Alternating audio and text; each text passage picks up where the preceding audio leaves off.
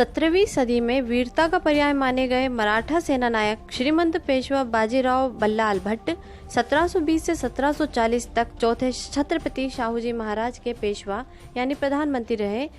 इस अपराजित मराठा वीर ने अपने जीवन में 41 युद्ध लड़े और सभी में अपराजय रहे। बाजीराव प्रथम को सभी 9 महान पेशवाओं में सर्वश्रेष्ठ माना गया। नमस्कार, आप देख रहे हैं न्यूज़ गैलेक्सी। मैं हूं आपका दोस्त आसिफ सिद्दीकी। इस समय हम मौजूद हैं रावेरखेड़ी में। जी हां, रावेरखेड़ी में वो स्थान है जहां पर बाजीराव पेशवा प्रथम की समाधि है। आज हम आपको साथ लेकर आए हैं बाजीराव पेशवा समाधि स्थल पर, जो कि खरगोन जिला मुख्यालय से करीब 50 किलोमीटर दूरी पर स्थित है।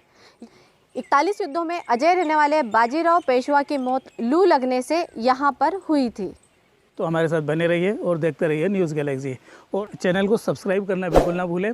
कमेंट बॉक्स में लिखें हमारी ये प्रस्तुति कैसी लगी। चैनल को लाइक ज़रूर करें। हम पहुँचे हैं मध्य प्रदेश के दक्षिण पश्चिमी सीमा पर। पश्चिम निर्माण मुख्यालय खरगोन से 50 किलोमीटर दूर मिर्च उत्पादन में देश में अग्रणी बेड़िया। यहाँ से 13 किलोमीटर दूरी पर नर्मदा किनारे स्थित गांव रावेरखेड़ी में मौजूद है अपराजय योद्धा पेशवा बाजीराव प्रथम की समाधि। 28 अप्रैल 1740 में बाजीराव पेशवा ने यहीं अंतिम सांस ली थी। दरअसल 1 लाख सेना के साथ दिल्ली कूच करते समय पेशवा का कारवां नर्मदा किनारे विश्राम के लिए रुका था।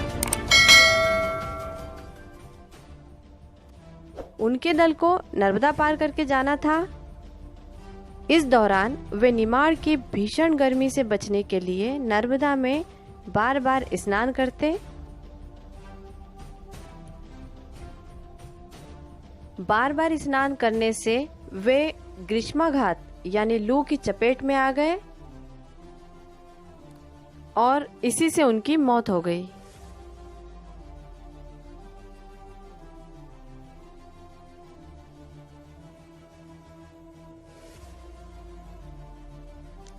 खरगोन जिले के रावेरखेड़ी में उनके वफादार सरदार ग्वालियर के सिंधिया ने बाजीराव पेशवा की सुंदर समाधि का निर्माण करवाया।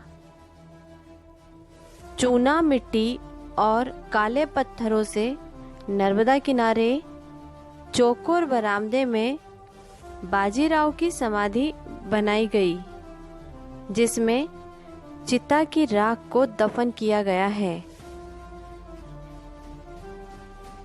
इसी शिव भक्त बाजीराव की समाधि में शिवलिंग बनाया गया है।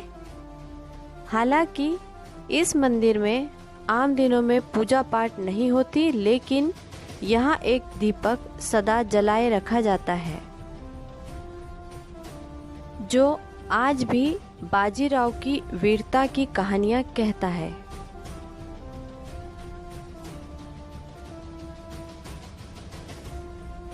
माना जाता है बाजीराव की अस्थियां नर्मदा में उसी स्थान पर समाधिष्ट की गई है जहां पर उन्होंने अपने प्राण त्यागे।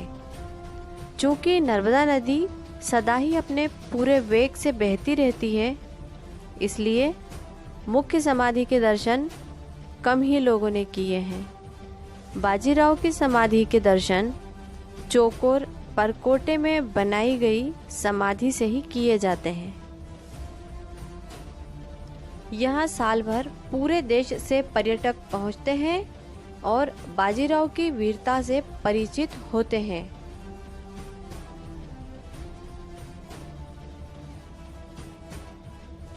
देश में बहुत ही कम लोगों को इस बात की जानकारी है कि बाजीराव पेशवा की समाधि निमाड़ में स्थित है। हालांकि राज्य शासन व स्थानीय हिंदू संगठनों द्वारा पेशवा बाजीराव की जयंती और बरसी पर यहाँ स्मरण कार्यक्रम आयोजित कराए जाते हैं। मध्य प्रदेश पर्यटन विकास निगम और पुरातत्व विभाग इस समाधि की देखरेख करता है। वहीं महाराष्ट्र से बड़ी संख्या में लोग समाधि दर्शन के लिए रावेरखेड़ी पहुँचते हैं। ये बाजीराव पेशवा जी की समाधि स्थल है जी। ये इसके पहले बाजीराव पेशवा जी पुणे से आए जी, तो ये दिल्ली कुछ कर रहे थे यहाँ पर, सेना साथ में थी उनके, तो दिल्ली यहाँ से जाना था। तो नर्मदा जी में इतना गहरा पानी है सर यहाँ पर कि कहीं रास्ता नहीं उतरने के लिए। जैसा अपन आज कहते हैं कि फलाने नंबर का हवे है तो फलाने ये नंबर का हवे, तो उस समय ये सीधा रास्ता था। तो नर्मदा जी यहाँ पर क्या है, गर्मियों में कम पानी रहता है, तो उस समय में क्या बैलगाड़ी हाथियों को पूरा रास्ता था जाने के लिए दिल्ली, उत्तर से दक्षिणी की ओर सर। तो उस समय यहाँ पर रुके थे। रुकने के बाद क्या है सर, उनको तैराकी के बड़े शौकीन थे बाजीराव जी। तो उस समय निमाड़ की गर्मी आज भी बहुत सर अधिक तेज है, तो उस समय उनको लू लगने के कारण उनकी डेथ हुई। बाजीराव पेशवा ने अपने जीवन काल में जो युद्ध लड़े वो मुगल, अंग्रेजों, पुर्तगालियों और कुछ हिंदू राजाओं के विरुद्ध भी थे। पेशवा की वीरता के साथ ही उनकी प्रेम कथा भी बहुत प्रचलित है। माना जाता है मुस्लिम महिला मस्तानी से उन्होंने दूसरी शादी की और वे उसे बहुत प्रेम करते थे। मस्तानी के धर्म को लेकर कई कथाएं प्रचलन में हैं, लेकिन यह कथा भी प्रचलन में है कि बुंदेलखंड को मोहम्मद खान वंश सेना से बचाने से खुश होकर महाराज छत्रसाल ने अपनी पुत्री मस्तानी का बाजीराव से विवाह करा दिया। अपने अंतिम समय में मस्तानी को लेकर बाजीराव के परिवार में कलह चलती रही और मरते दम तक वे मस्तानी को देखने की राह तकते रहे।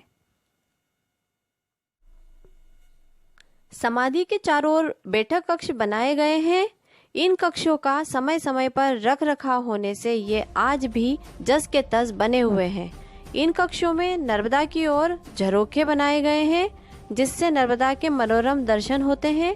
वहीं हर मेहराब से कक्षों में बैठकर समाधि के दर्शन किए जा सकते हैं। जन्मोत्सव या पुण्यतिथि पर होने वाले आयोजनों में इन्हीं कक्षों में अतिथियों को बैठाया जाता है। आज जरूरत है इस समाधि स्थल के व्यापक प्रचार प्रसार की, जिससे ज्यादा लोग पेशवा बाजीराव के जीवन और अंतिम क्षणों के स्थान से रूबरू हो सके।